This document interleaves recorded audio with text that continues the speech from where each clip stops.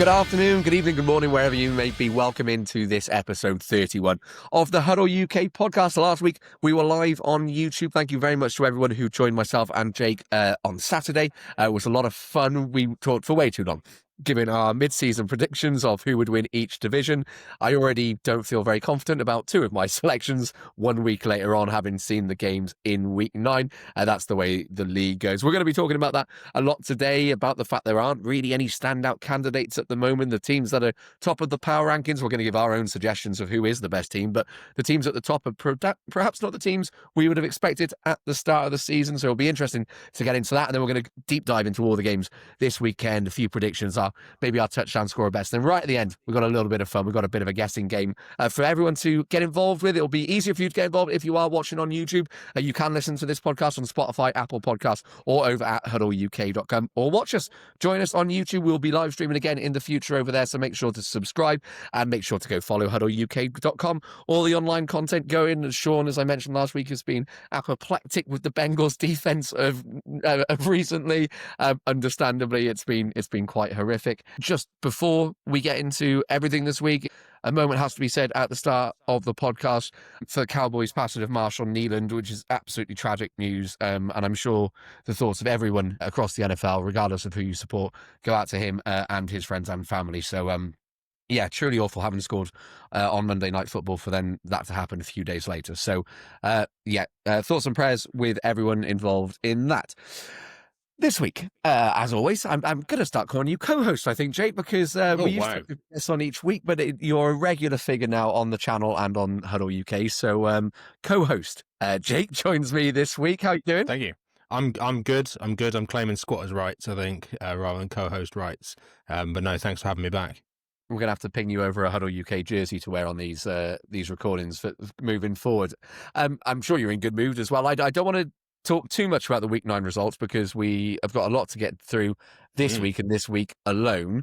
But you are going to be in very good spirits, I would imagine, this week as a Bills fan, having knocked off the Chiefs in week 9. Are we back, Phil? Like, this is the question, isn't it? I asked you it last week. Are people going to be back on board with the Bills if we come out of both the Carolina and then obviously the Chiefs game? Yeah, I think maybe we are. I do have concerns, as I've written in my latest piece. I've got concerns that as we take a step forward, it's great that we're winning these, but we're like the walking wounded at the moment. Just seems like eventually we're going to succumb to another embarrassing defeat. But yeah, happy with where we're at. You can never be too unhappy beating the Chiefs, can you? No, absolutely. I certainly wasn't in week 1 in Brazil. My team, Chargers, it's one of those weeks where it was like, yes, we won.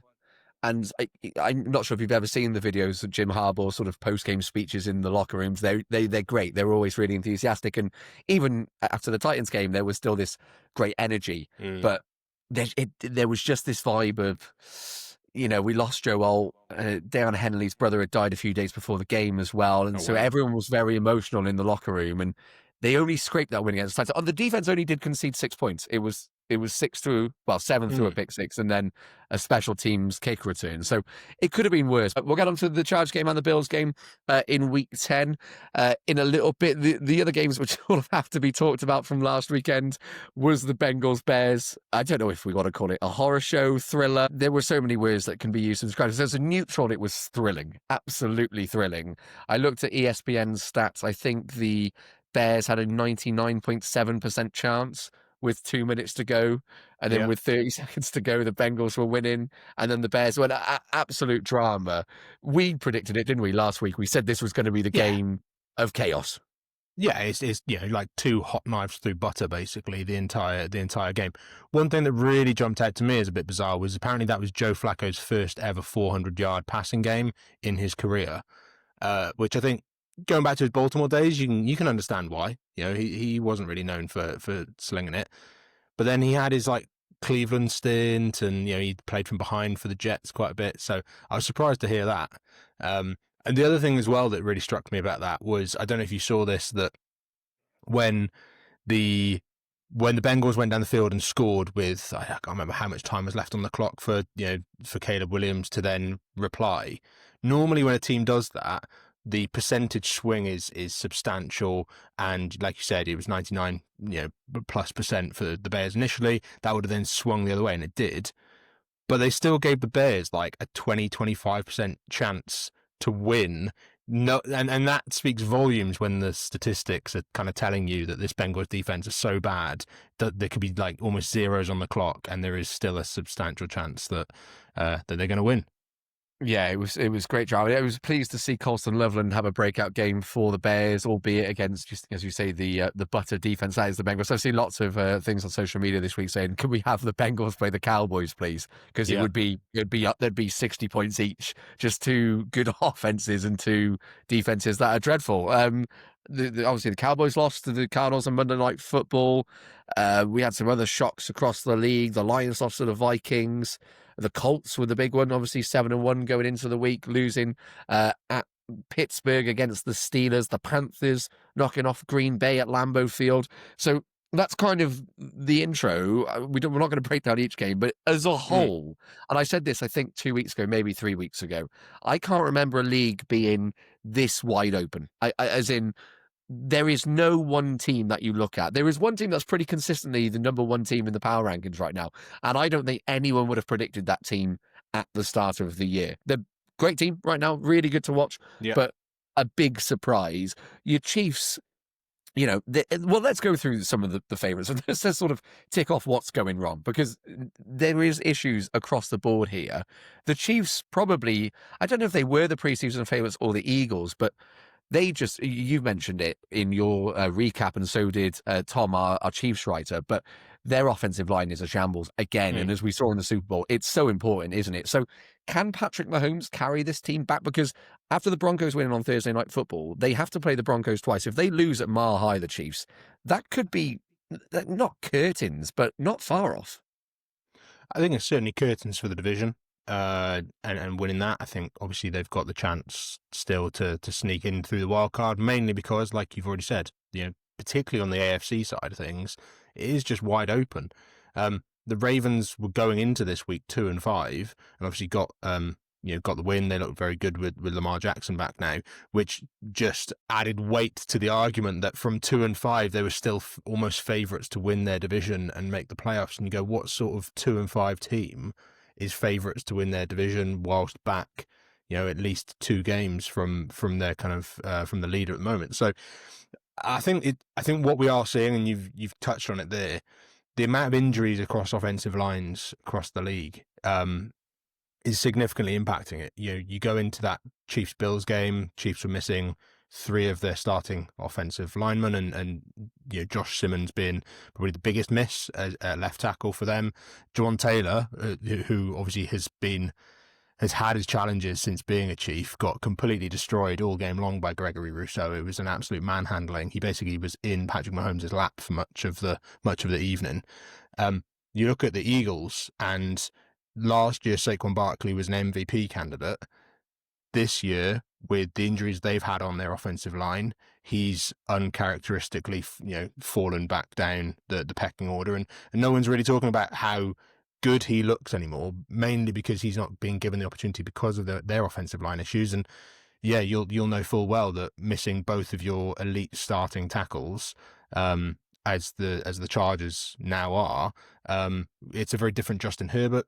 So I think even the Broncos yesterday, yes, they're 8-2 and they've beaten some good teams, but their issues and the reason why they stalled out so much yesterday was offensive line penalties. Quinn Miners left the game yesterday.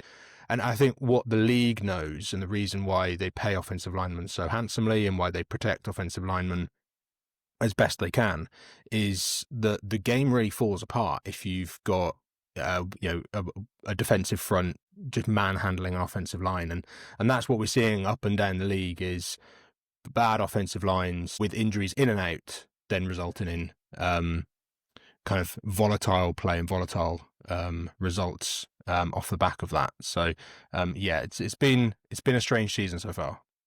Yeah, I'd say that the Chargers are in that exact same boat as you touched upon.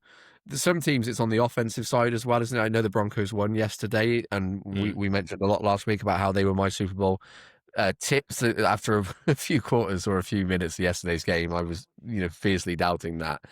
It was windy at Mile High. It was very, very gusty. But Bo Nix threw a couple of just dreadful passes yesterday. The Bills, you've mentioned the injuries there. The Ravens, they've had their documented issues this season. Another one of those preseason favorites. They do have Lamar back. They feel like one of the teams where the curve is facing up, though, rather than down. So they've had their offensive line injuries, and I think it's made Derrick Henry look human again. I think what we are going to see is, and I don't have the numbers to hand, but I think the Derrick Henry split as the temperature starts to drop and people start to not really fancy tackling Derrick Henry quite so much, his numbers really start to increase over the course of a season. So I would expect Derrick Henry will probably start to put it together, which with Lamar Jackson as well will just transform. I think the Ravens, when they confirmed that Lamar was going to be back, it was a 7-point swing. And I've never seen such a large swing, for a game as kind of 7.5 points. For example, the Jets lost 3 points when they traded Sauce Gardner and Quinnen Williams. So just by trading away their two superstars off of defense, they lost 3 points off of this week against the Cleveland Browns, who aren't a very good offense either. But that's how much Vegas kind of looked at that. So when Lamar Jackson's in that lineup, anything is possible. So I expect the Ravens will start to really run the ball over the next couple of months and trundle back into first place in that division, really.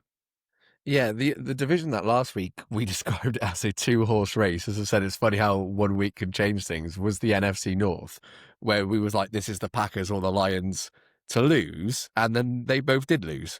And the Vikings beat the Lions, the Bears beat the Bengals, and now there's only one win separating all 4 teams. The Packers are still on top, and the Lions are still second. But this division now seems absolutely wide open, and we've liked to laugh at JJ McCarthy because we've got a good friend who's a Vikings fan, but he looked very good, I thought, on Sunday. He's clearly worked on a bit of a connection with the other JJ on the team, Jefferson, who made a brilliant touchdown grab in the corner. Special teams and defense stepping up for them. Darisaul's back as well. So I ruled out the Vikings last week, and now I'm not quite as confident on that hill. And the Bears, they're a weird team.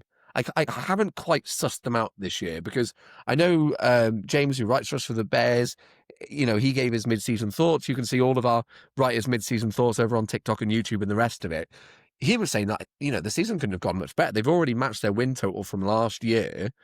Some of the rookies, Monongai, I love the way Monongai runs. Yeah. Someone described it on another podcast I listened to earlier this week as if he's playing flag football, but he's got it on his back and he's just constantly just trying to run away from someone who's right on his tail. And it's spot on. And even with DeAndre Swift back, seems to be back this weekend, I still think Monongai is sort of what we hoped like Tootin might be this year. The Bears are interesting. That whole division's interesting. But the team that is top of the power rankings, pretty not unanimously. There are obviously some differences here. Everyone's got an opinion, as the old expression goes. But the team that's top are the team we've probably glazed way too much over the last few weeks. But it's the Seattle Seahawks, who are 6-2. They've won 3 games in a row. Sam Darnold looks excellent. We can talk about JSN till the cows come home and we're blue in the face, and we have done in the past. But just before we went live, you were telling me about JSN because we'll jinx him now, because that's what happens on this podcast. We end up cursing people. But if there was ever a week to bet on JSN to score or go over 100 yards, it's this week. Yeah, absolutely. Obviously, we saw Torrey Horton had a big game last week. I think he had 2 touchdowns. All of Sam Darnold's touchdowns kind of came in the first half, really, didn't it? It was an absolute bloodbath. This week, we've seen Cooper Kupp is perennially limited. I don't know if at this point it's that he's carrying an injury or if it's just a case of this is him now.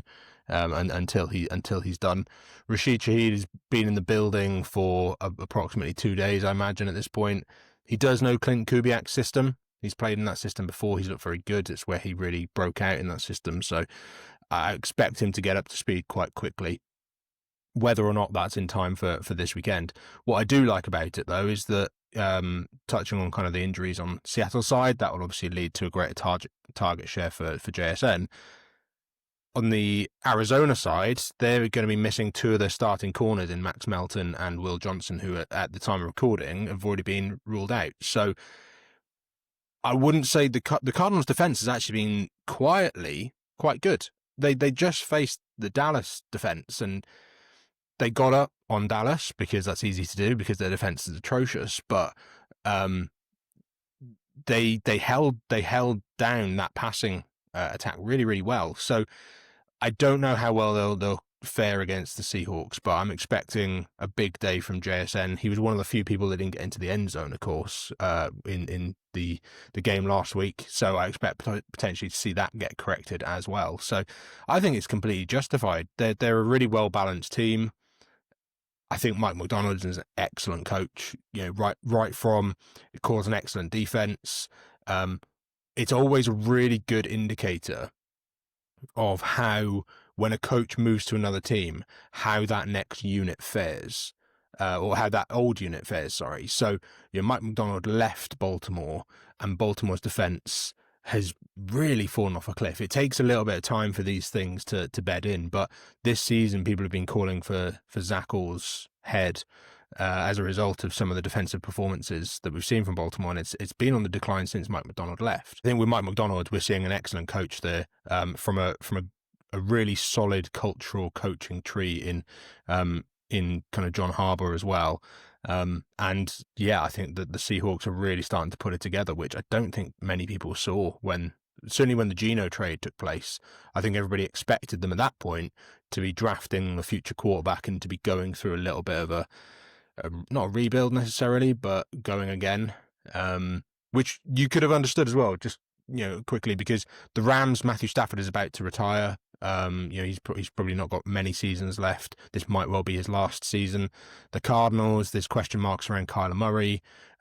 He's not a quarterback that coaching scheme drafted or even re-signed. In fact, that re-sign came under the Steve Keim era, and then the 49ers seem to just be forever injured. So, I think the Seahawks could have been excused if they'd gone through a minor rebuild, but they seem to just have supercharged that with the Sam Darnold signing, which I don't think many people really saw coming.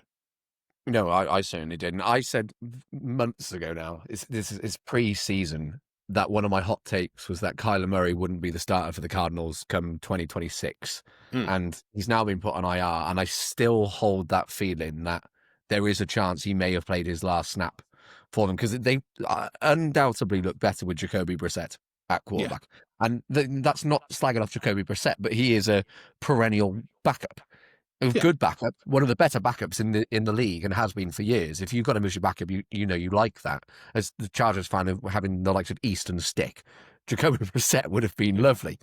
But he is making this offense tick better.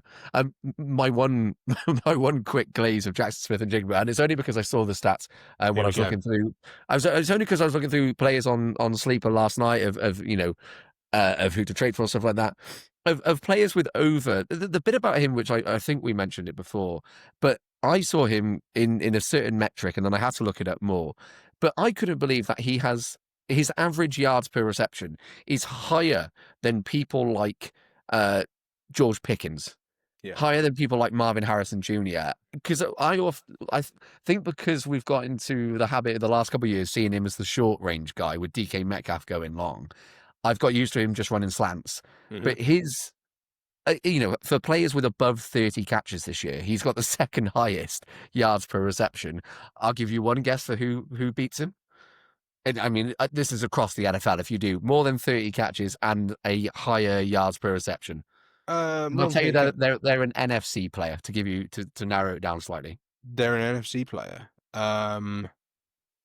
More than 30 catches, though. Their exact stat line to help you out for this season is 34 receptions for 562 yards and 5 touchdowns. I mean, is it a Emeka Egbuka? It is a Emeka Egbuka. Really? Very good. Jackson Smith and Jigba is at 16.3, and Egbuka is, he's not the only player above, but for people with over 30 catches, he has 16.5. Top of the list, well, the top two, unsurprisingly, are Christian Watson and Alec Pierce. They haven't had as many catches, but those guys just run. Well, run. Christian Watson's got, isn't Christian Watson 8 of 8 at this point in the season? He's 6 of 8, yeah. 6 of 8, there you go. So, yeah, he's looked real good. I mean, that was a guy who coming out of, I think, was he coming out of North Dakota State, or it was a kind of smaller school, but he was really solid, second-round pick. Like I was really worried for him coming back, losing a step, but he seems to have slotted right in to that Packers offense. It's just a shame the Packers offense doesn't seem to be firing on all cylinders. So no, and North Dakota State is spot on as well. Very, very good. Tip of the hat there. The team that is second behind the Seahawks, and we left this division to last week for a reason, because we said it's the most exciting division. But the top two teams in most power rankings, and it is over on the NFL's official website, the team in second is the LA Rams. So you've got two NFC West teams here topping the charts. It's because the Colts obviously lost to the Steelers in week 9, so they've dropped down to third. But the Rams, the funny thing about the Rams is we spent the whole offseason, towards the start of the season, going, oh, Matthew Stafford, has he got this back injury? Are they going to be able to keep it going? But they, again, look excellent, with the exception of Joshua McCarthy, the kicker, who is having a pretty torrid season. Thankfully, it hasn't cost them much. But sometimes you see games that are lost by a kick. The Panthers, it wasn't it? Who Rico Dowdle doing the old Hingle McCringleberry, which has taken the whole league by storm this week, which is really, really funny. The pop culture reference of Key and Peele doing the two pumps. Did you see he was asked about it in the locker room after the game? Yes, and only he. I think he said, I hope I don't get fined. I thought you could have two pumps or humps, or whatever you want to call it. It's just a fine. He'll be okay. He got paid real money this off-season. I think he can probably stomach it. They asked Dave Canales about it in the press conference this week.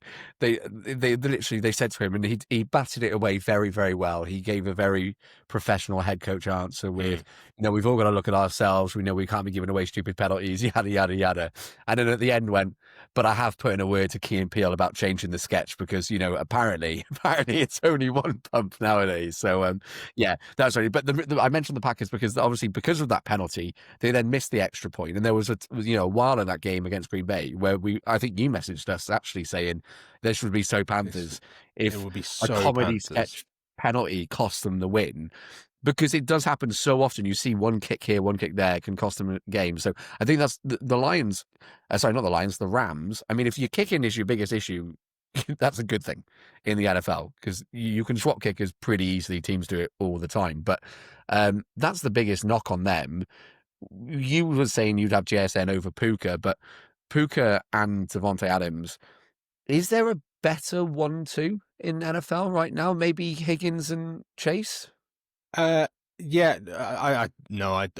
take the Rams 1-2. I think there are, say what you like, we haven't seen T. Higgins be a number one for an extended period of time. You can, there's samples where Jamar Chase has been out, but we've never actually seen it. And I think that when you're lining up opposite Jamar Chase, you're facing number 2 cornerbacks for the majority of the time. And you're not getting as many looks, but we've never seen him. And I know that people do say like he would be that, and that's fine, but we've never seen it. Devontae, we've seen Devontae Adams be number 1 wide receiver in multiple offenses, in multiple schemes. He's come to the Rams on a really reasonable deal. They got that deal done nice and early. He obviously wanted to move to Los Angeles, and he's wide receiver 2, but in a really strange way because Puka seems to get the volume and then Devontae seems to get the red zone touches. I've never seen anything like it. I mean, I think he's scored, is it 5 touchdowns over the last 3 weeks? So he scored a hat-trick in London, didn't he? He did, yeah. And then, he scored 2 touchdowns in the latest game, I think. He leads the league in red zone targets. Obviously, Matthew Stafford looks for him when they get in close. He's an unbelievably seamless route runner. And I think that shows. And I completely, I say agree, but would say that I don't think there is a better pass catching duo in the league. Maybe if you were to say, if you were to stretch it to three, I'd probably say Can I that. guess? Can I Go on. guess? Yeah, if you stretch it to I top three receivers. I would guess that your next set would be CD and George Pickens. Yes. Yeah. Yeah. So, and I think then when you get to the third receiver in that, you're looking at Jake Ferguson versus, well, I mean, Tyler Higbee, I suppose, for the Rams at that point. But yeah, I think that CD and Pickens has been better than we thought. You know, the way that Tomlin spoke about Pickens made it sound like he was never more than 2 seconds away from, a complete meltdown. But actually, he's been completely on it for the Cowboys. So credit to them for they're obviously doing something right, which you wouldn't think that Jerry's doing anything right at the moment, would you? Yeah, Jerry is, unbelievable. Let's move on to the games this week because I want to try and get through all of them. Obviously, we're not going to go into in-depth on each of them. Thursday Night Football, as we've already touched upon that. Broncos edging out the Raiders 10-7 at Mile High. Not a good game.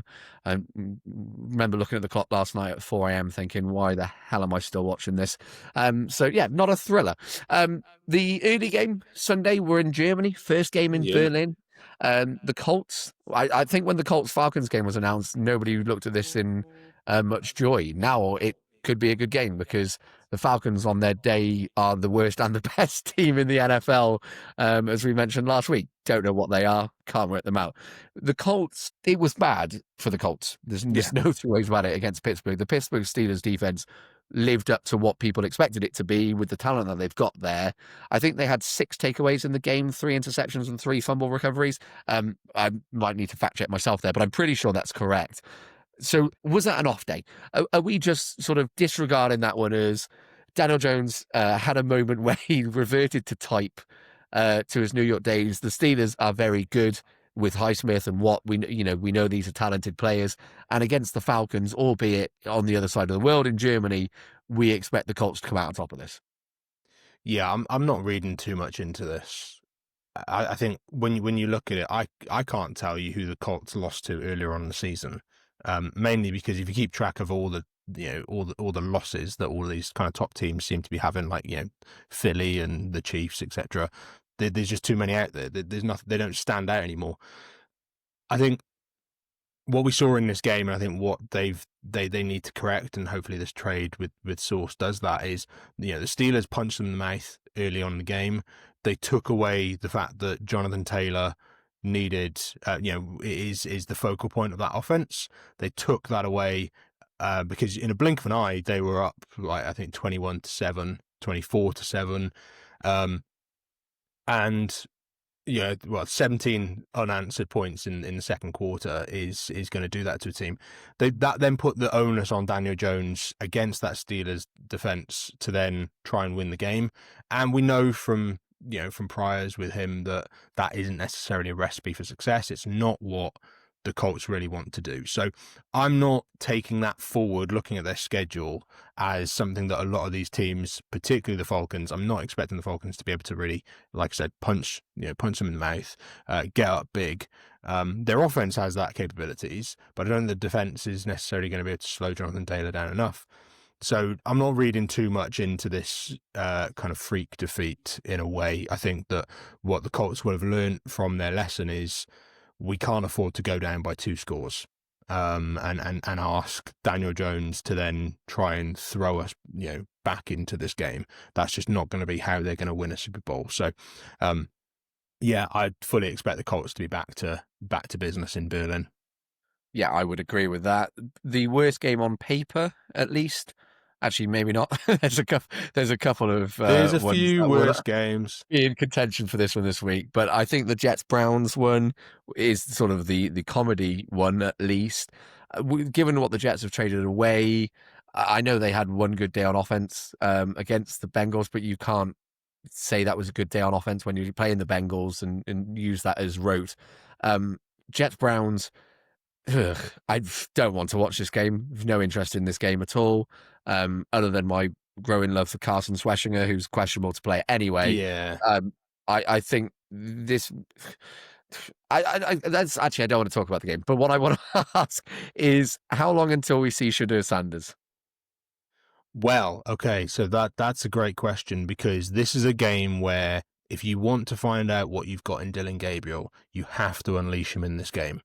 It's almost You a have to win this freebie. game. Sorry Yeah, to interject, but if you don't win this game as Dylan Gabriel now, having seen the Jets trade away their two best defensive players, arguably yeah, their two best defensive players, if you can't then win this game, albeit with a bit of a, I say a bit of a bad offense, with a bad offense, but you might get Jerry Jeudy back, so you might get Cedric Tillman back yeah, this week. If you can't win this game now, you're not an NFL caliber quarterback, and the calls for Shadur will grow louder than ever. yeah. I think that's absolutely it. I think if I'm Kevin Stefanski, am I looking at this going, do I unleash Gabriel and see what we've got in a game that is maybe a little bit freer and easier? Or am I taking the more cautious approach to say, get the win and don't allow any opportunity for Dylan Gabriel to throw a bit of a stinker? But ultimately, yeah, I completely agree. He does have to win this game. This Jets, if you're the Jets defense, you've kind of been on the beach a little bit since Robert Saleh got fired anyway. But I mean, you've got to be looking at that now. Breece Hall asked for a trade, didn't get one. Aaron Glenn was asked today who his starting quarterback is going to be, and he said, "I'm not telling you." So he said, "I don't have to tell you, so I'm not telling you." So actually, we're going to find out probably on Sunday, I think, who he's Where going would to your buddy name. be? My money would be on putting Justin Fields out there for one Yeah. reason alone: is that he's the only quarterback they've got in their quarterback room that can outrun Myles Garrett. So I imagine it'll be Justin Fields. I think if it's Tyrod, or Tyrod, I should say, actually, that's how you correctly pronounce it, since Baker corrected everybody. I think it's not the right game for that sort of situation. But yeah, back to Gabriel. I think he does have to win that. I do see it as probably a bigger game for Quinton Judkins, and I think they'll probably just ride him, to be brutally honest. But yeah, I'd want to see Gabriel kind of unleashed a little bit to see what we've really got there. I think the game for me that's really interesting this weekend is Patriots Buccaneers. That game is really interesting because we keep talking about how Drake May hasn't really faced particularly strong competition, and I think the Buccaneers are going to be one of the strongest teams he's actually going to face down the stretch. We have seen that he didn't necessarily have a phenomenal week last week. It was kind of relatively pedestrian in the second half. Both run defenses are really, really solid. So I am expecting actually this to be a very pass-heavy game because I don't think either team are going to be able to run on each other due to the defensive fronts that they've got. We've also got Ramondre Stevenson's out, Bucky Irving's out, so you're not really going to be wanting to lean on your backups against these defenses anyway. So I'm expecting a lot of passing, and I think we're going to see Baker versus Drake May in a big way. Wouldn't surprise me if this is a bigger shootout than the Vegas line is suggesting, and I think it's going to be probably one of the bigger games on the slate, and it will tell us a lot about both teams. Tell us a lot about how serious the Buccaneers are, and whether or not they're just coasting in an easy division, and it will tell us a lot about whether or not the Patriots are, a serious outfit to be considered in the playoffs. Yeah, you called it in our top tips for DFS betting last week because I was really excited for Travion Henderson, and you were very wise in your ways to point out that Terrell Jennings. Jennings. Yeah, it's not a name I thought I'd be bringing up on the No. podcast. Nor was the Bears running back, and I can't even remember it now. It was Britton Brown. Scored a touchdown for the Bears. I remember, actually I can't repeat it because this is on the podcast, but using some words to express my surprise and confusion as to who had just scored a touchdown for the Bears. But hats off, hey, good for Britton Brown. Yeah. In the Pats division, staying there, we have your team, the Bills, against the Dolphins. It's a bit like in the sense that obviously Josh Allen would not be dropped if they lose this game against the Dolphins, but in the way that if Dylan Gabriel's a serious quarterback, he has to beat the Jets. If the Bills are serious about catching the Patriots and winning the division and getting that number one seed, they have to win this game, and there's no two ways about it. Yeah, I think what I'm looking for from the Bills in this game is I'd like us to be up by more than a score for the majority of it and to just control the game. James Cook has been a bit banged up this week, so I'd actually quite like to, DFS spoiler, I'm not going to be riding James Cook this week, mainly due to the fact that I don't think what the Bills will want is to have to give him 20, 25 touches in a game that they should be able to really realistically win without giving him that volume. Even if it is a favourable matchup for him in terms of efficiency against this Dolphins defence. I think what you're just really looking for is just a really comfortable, professional win. I don't necessarily want to see them blow them out and put 40, 50 on them if it means that we're having to keep the first out there. I want to see Trubisky in this game in a good way. I don't not that I want to see Allen get injured, but I want to see him coming in late for the in this sort of game.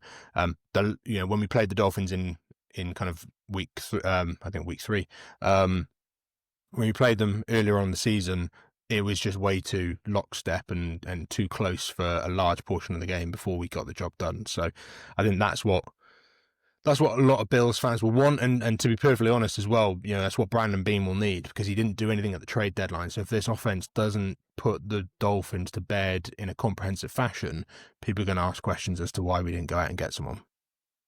Yeah, I can't see this being anything other than a Bills win with the way the Dolphins have been playing this year. Although they had that one game against the Falcons, but as we mentioned a moment ago, what the hell are the Falcons? There's quite a few divisional matchups. Won't go into all of them, but just a quick prediction for each. Panthers Saints.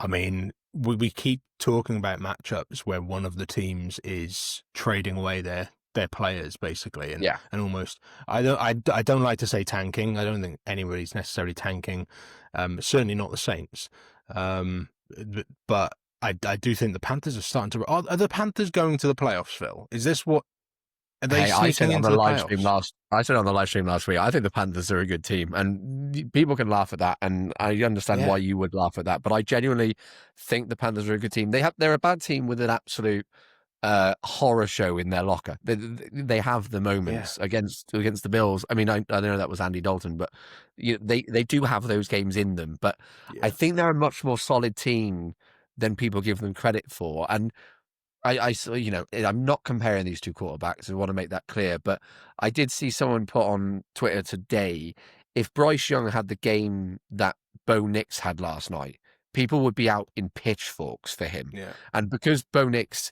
I know he's led the Broncos to 8-2, which is brilliant and good for him and good for the Broncos. Yeah. But he had a horror game last night. He really did. This was not a Broncos performance on offense that was wondrous, led by Bo Nix. They put 10 points against one of the worst defenses in football in the Raiders. If Bryce Young did that, there would be murder. People would be calling for it was Andy Dalton and what's that guy who was at the Lions? The other backup? The other backup. Who's the guy who was the backup for Goff for years? Most recently, I can't remember his name now. Hendon Hooker? Hendon Hooker, that's who it is. Hendon Hooker. But Good people. Lord. Yeah, I know. Yeah, we're reaching into the depths here. But yeah, my point is, I think Bryce Young gets overly criticised for previously bad performances. But for me, I think the Panthers are a better team, and a lot of that comes from Rico Dowdle, who has been exceptional. I was a big champion of his last year in fantasy, and then when he moved to the Panthers, I was gutted because everyone was talking about the rise of Chuba Hubbard, and there was part of me thinking, just keep an eye out for Rico Dowdle. And I think he's something like the running back 9 in fantasy this year, when he didn't really have a snap in the first 2 weeks. So it shows how good he's been. Shout out to John for picking Rico Dowdle up in our keeper league, of course. Absolutely inspired decision by him. Yeah, that's worked wonders, that has. So, tip of the hat to John. Well done for that one, because it beat me 2 weeks ago, so I'm not best pleased about it. Yeah. We've already mentioned the Seahawks-Cardinals game. We're both on the side of the Seahawks in that one. Texans-Jags, that's another divisional one we've got this week in the 6 o'clock kickoffs.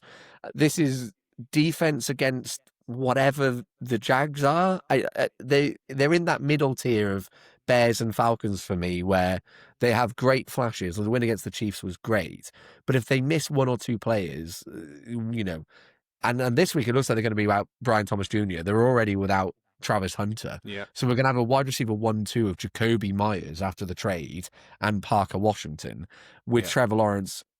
He started the season well, but it hasn't looked great recently. So, but then on the flip side of it, you got Davis Mills, for the Texans. So I really struggle to call this game. I think, strangely, I lean the side of Davis Mills and the Texans just simply because of how good the defense is.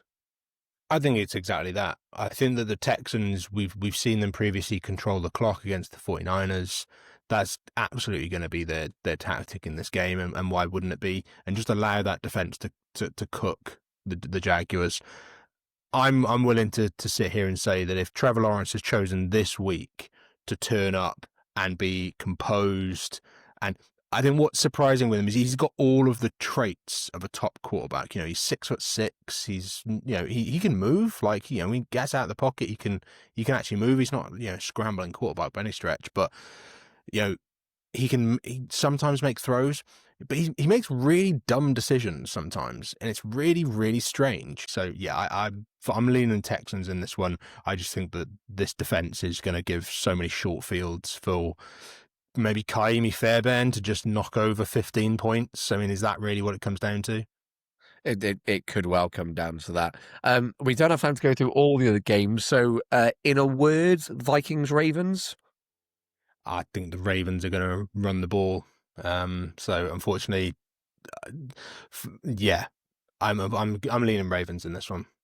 Yeah, I am leaning Ravens as well. But after last week, I'm not as set on my anti-Vikings hill as I was last week for sure. The other NFC West divisional game, 49ers-Rams. I think on paper this had the chance of being a great game, but given the situations with injuries now, this is a quite comfortable Rams selection for me. Well, are the Niners not fitter now than they were when they last played the Rams? So that's a good question. Well, they don't have Fred Warner now. They don't have Fred Warner. That's a very good point. They should have Juwan Jennings. Ricky Pearsall, wherever he is not practicing. Don't know what's going on there. Yeah, I think that this should be a Rams revenge game of sorts, where they should correct what they should have done a couple of weeks ago. Yeah, I would agree with that. And similarly to injuries, Commanders Lions had on paper before the season could have been a great game, was a great game in the playoffs last year, but now no Jaden Daniels. There's a really good write-up from Chris Peck, our Washington Commanders writer. You can go read on the HuddleUK website about the Commanders and where they stand. And controversial take, and I won't go into it, but he sort of posits the idea of whether there is a world in which trading away Jaden Daniels is the right move for this team, given the age of everything. And that's a big statement to make. But I understand his logic, even though most people on Twitter were very quick to say this is a crazy suggestion. But there is logic to his argument, at least. Explore it. Someone's willing to pay probably an awful lot. I would say that it's hard enough to find a good quarterback coming out of the draft. So when you find a good one, cling to them for dear life. I think the issue that the Commanders have had is obviously protecting that quarterback. He is a slight-bodied quarterback. I think I said it kind of in the off season. My big concern for him was just the amount of contact he was taking, and that always comes back to bite you. That there isn't a single. You can maybe look at the likes of Josh Allen, but Josh Allen's got the best part of like 30 pounds on Jaden Daniels. It's they're different body types. So yeah, this game for me is the one that the Lions got embarrassed by the Vikings. I think that whether they admit it or not, I think Dan Campbell will look at that and say he did not enjoy the manner of that defeat, and the way they got outplayed. I think they will come out and they will look to really put the foot down with the run game. I'm liking Jahmyr Gibbs and David Montgomery in this game just to both rack up touchdowns and yards between the two of them.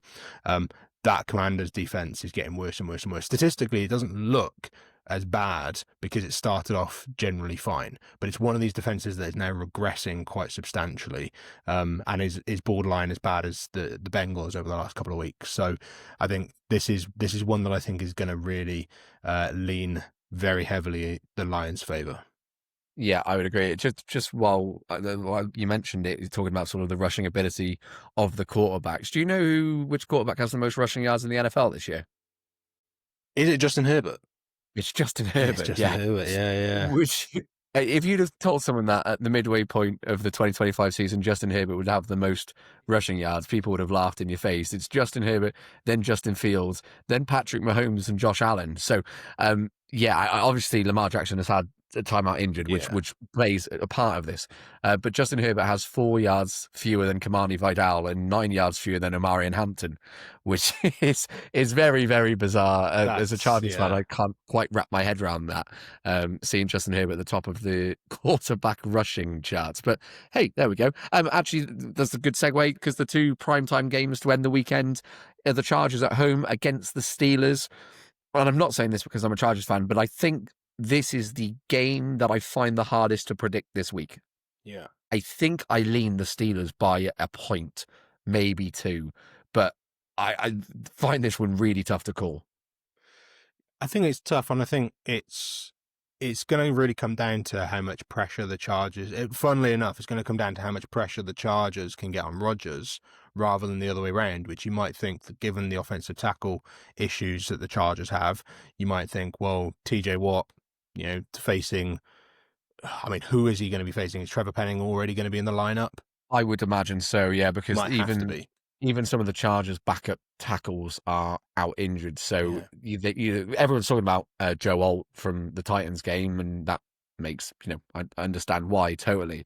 But he wasn't the only one who got injured. Bobby Hart, who hadn't played in the league for about 2 years before joining joining the Chargers this year, he also was carted off in that game. So you've got Austin Deculus, I think it's pronounced, and Trey Pipkins, who have also been having to cover at guard. So I would think Jim Harbaugh was very coy about it in the press conference this week, but I would imagine Trevor Penning goes straight in at left tackle. Every time I think that the Steelers are going to have a stinker, they, and nobody really gave them a chance against the Colts. Why would you? And they were good. And then they faced the Bengals, and you think, well, of course you're going to be able to cut through the Bengals, no problem at all, and the defense will hold up okay against Flacco, and they didn't. So, every time I doubt the Steelers, they just seem to be professional and put it together, and I think that they'll probably do that, given that I think if the Chargers had offensive tackles, or at least Joe Alt still, then I think I'd probably be leaning that way. But yeah, I think TJ Watt is going to be a bit of a nuisance potentially. You talk about Vegas swings earlier. I think if you have Joe Alt in that team for the Chargers, I would lean the Chargers, and without him, I lean the Steelers. I think it is that close between the two. I think there is a very, very reasonable world where the Chargers win this game because Justin Herbert's been very good, and all the receivers are great, and you could wax lyrical about Aronde Gadsden and how good he's been as a rookie. So I think there's a world, but I'm not betting on it if you give me the money. Final game, Monday Night Football. 2 of the NFC's big contenders after a few weeks were definitely the 2 favourites to go on and win the NFC, or be the NFC Championship game, perhaps. That's the Green Bay Packers against the Philadelphia Eagles. The Packers the mood seems to have fallen off a cliff a little bit. I know Nathan, our HuddleUK's Packers writer, in his mid-season sort of clip was saying that Matt LaFleur needs to open up the playbook and let, Jordan Love do Jordan Love things. But some of the throws in that Panthers game were criminal. The one particularly across his body to the end zone on 4th down it's one of the worst drops I've seen of the season. I'm sorry to Panthers fans, I don't know who the cornerback is on that play, but it's a horrific drop, and it doesn't really matter because it was on 4th down. But he did try and catch that ball. So Jordan Love has had his moments, and then equally on the other side of the ball, everyone in Philadelphia is ranting about Kevin Patullo and how he can't get the offense going. AJ Brown doesn't look happy. Saquon Barkley had his breakout game, this season against the Giants last time out, but there are 2 teams that, if everything clicks, could be anyone on their day, but it isn't clicking at all for either. It's not. And I think what we will see for the Eagles is I think we will see that start to roll over the course of the season. It does all hinge on the health of their offensive line. They have had their bye week, so likes of AJ Brown is fit again now. He was questionable going into the bye week. Saquon as well has kind of logged limited practices. Nolan Smith is back off of IR. We're starting to see the Eagles get a little bit fitter. They've added Jalen Phillips at the trade deadline, someone who's familiar with Vic Fangio's system. I really like the Eagles for this game. I just think that the Packers don't really know what they are, particularly on the offensive side of the ball. Defense, Jeff Hafley's got a really good kind of system going generally, but they can be found out in the secondary a little bit. I just really see the Eagles kind of being that little bit better rested, a little bit fitter, and I think that the defense is really going to start rolling at some point. Yeah, I would lean the way of the Eagles as well. But as I say, I think the Packers on their day, if they put it all together, have got enough. The big stat from that game, which Keg, our Panthers writer, was very keen to point out, I'm not sure if you saw this one, but the game on Sunday against the Panthers for the Green Bay Packers was the first time in Micah Parsons' career where he hadn't forced a single pressure. Wow. So, yeah, the Keg's written a big sort of flowers to the Panthers offensive line, which has, had its issues in not too distant future. So yeah, fair play to them, because that's a hell of a stat for someone of Micah Parsons' prowess. And we're going to finish this off with a little bit of a game this week. Bit like last week, we stole an idea from the Dominic Foxworth podcast. There's a website called BDGE Trivia. The guys have got their own podcast as well, which is well worth checking out, particularly if you're a little bit of a stats nerds like myself and Jake. I know you wrote in your DFS article that I keep bringing up, but that's who we are. That we like our numbers, and we like digging deep into it. They've done a game recently over on their channel, which I want me and Jake to test ourselves with quickly, just as a bit of fun.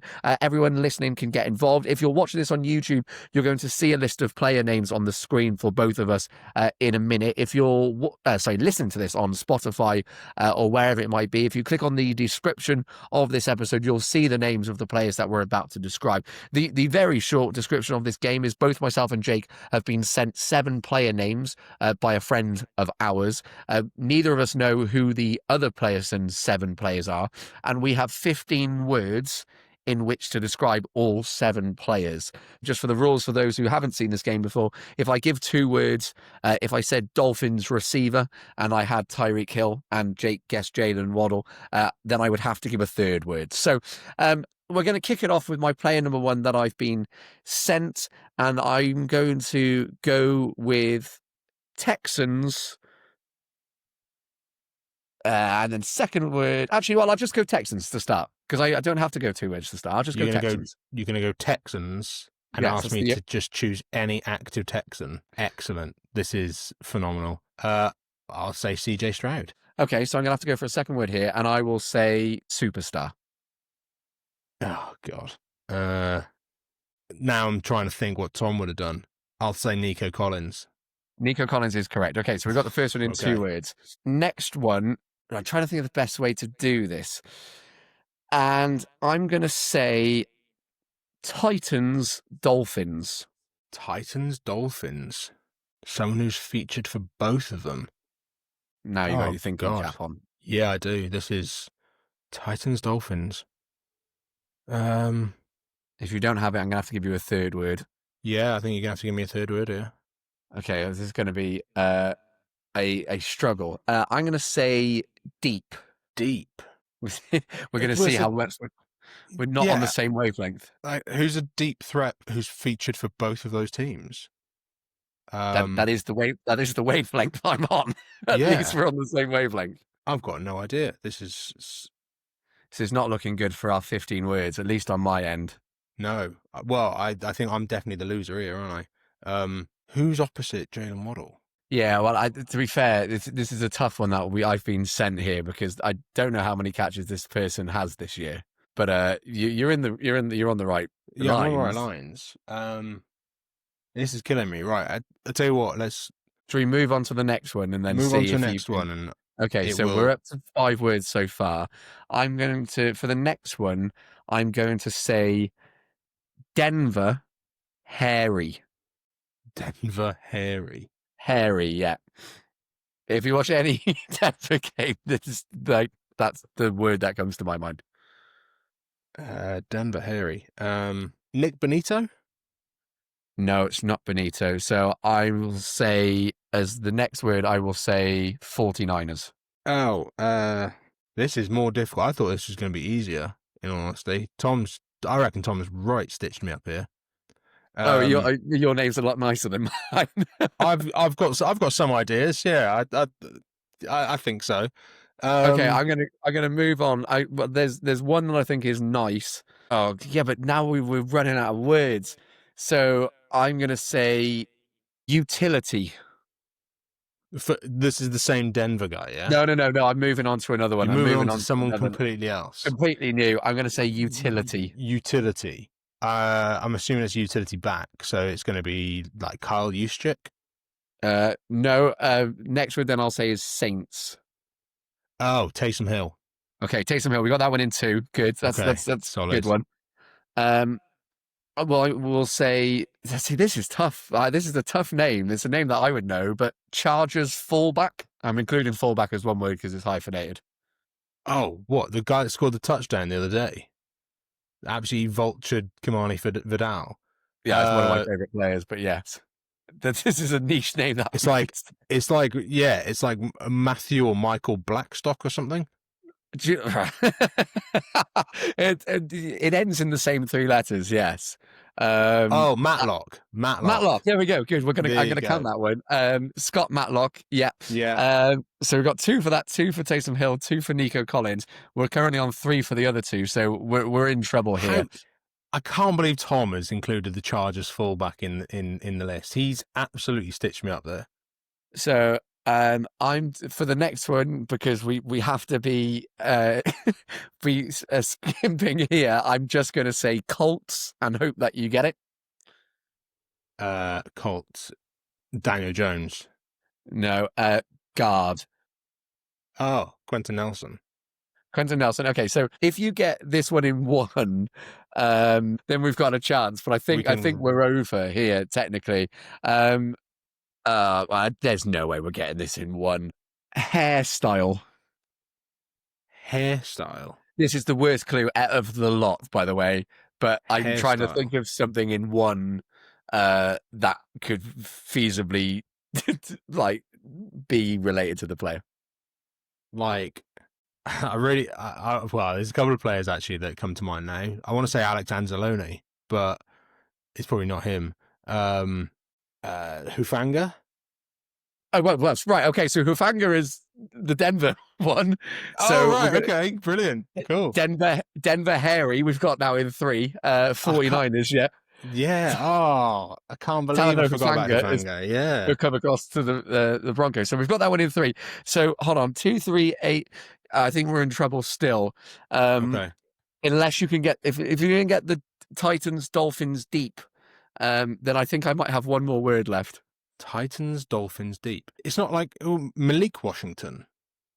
No, it's not. Which means Cedric we're out. Wilson. No, it's not him either. I was tempted to go more niche for me and you, but I didn't think it would work as well for the listeners. I was going to say Tom's gaff in terms of our fantasy touchdown predictions. Nick Westbrook-Akine. Okay. Nick Westbrook-Akine, yeah, who's now on the Dolphins but was on the Titans last year and just catches deep balls. The other one, I said hairstyle, and I was given Cameron Curl, and I was going through the curl. But if I said Rams, there was no chance you were saying Cameron Curl. So I'll tell you now, that list is far harder than what Tom has sent me for you. So okay, cool. I'm feeling slightly optimistic about my end. I'm far more optimistic about this. We're going to rattle off a couple that I think we're going to have no problems with, okay? Okay, so, don't say that now. We're going to go for a one-worder, right? Because this is pertinent to this pod, right? We're going to say pump. Pump? Yeah. P-U-M-P? P-U-M-P. Pertinent to this podcast? Oh, no. Yeah. Pump. I might have to give you, if I give you a second word, then. So I just because it's a player that we talk about the most, I'm going to say Jackson Smith and Jigba. No. No, so okay. I'll give you the second word, which is actually going to be the prefix. So 2 pumps. Oh, okay.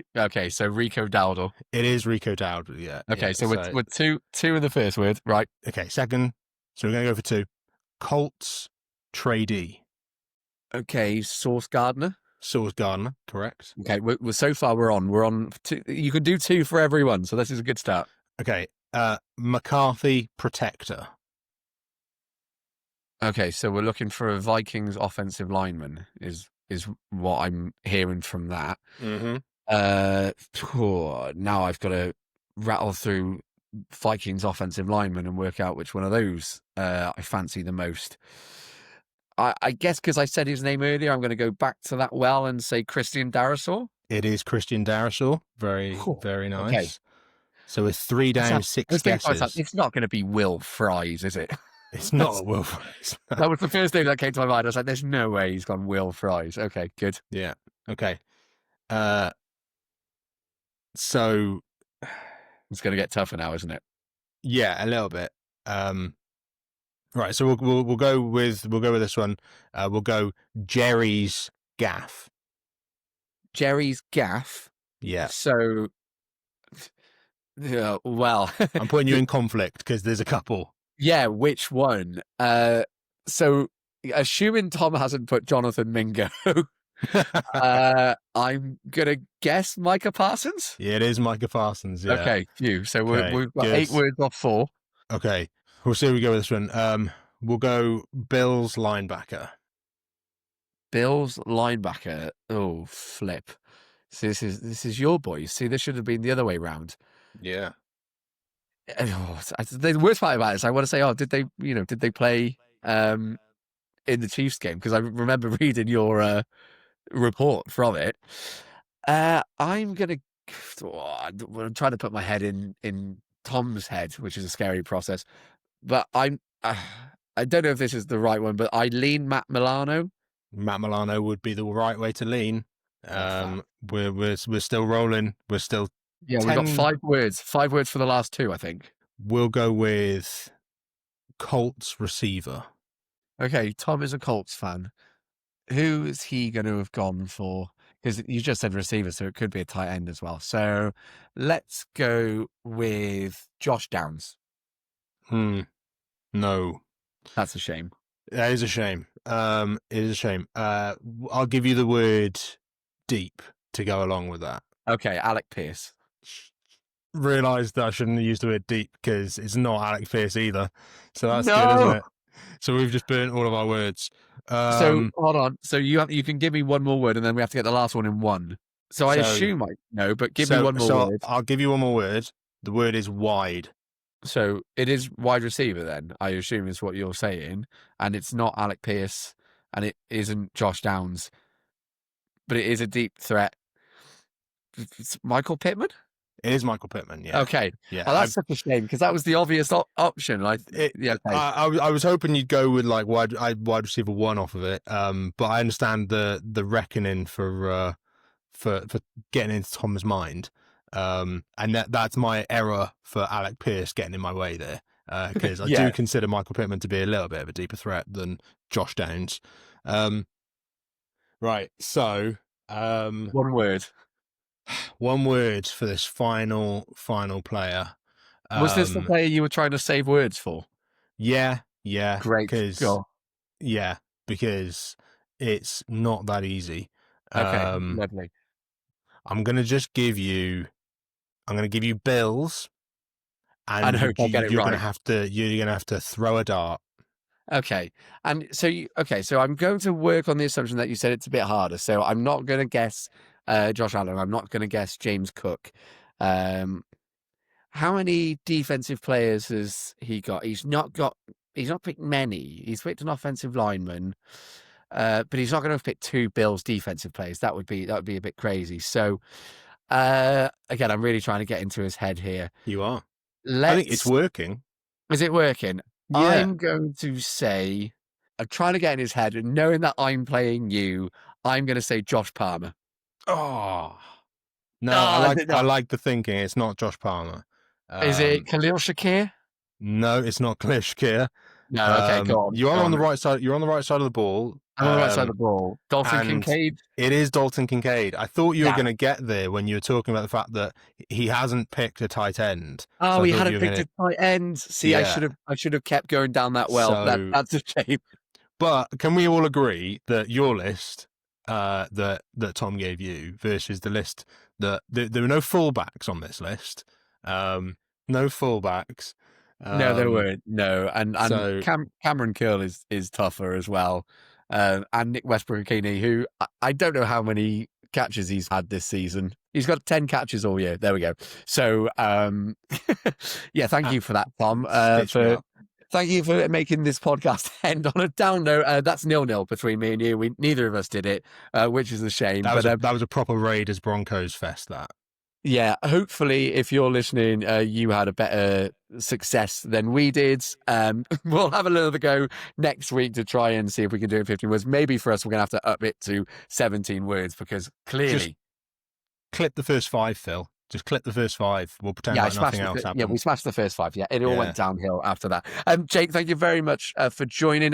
Just a quick thank you as well to all the Huddle UK writers for their continued stories over on the website. There's been some excellent content going up recently. Also, a big shout out to Claire Cooper, who's the writer for A Claire Perspective and does Pat's Patriots podcast and the content producer for Pat's Propaganda. She joined us this week to help us with all of our short form content to give the mid-season update. So thank you to her. Thank you to everyone else. So Jake, thank you to you. As always, I've been the host, Philip Marsh. Thank you very much for joining us for this episode of the Huddle UK podcast. And we'll be back next Saturday when who knows who will be atop of the power rankings then.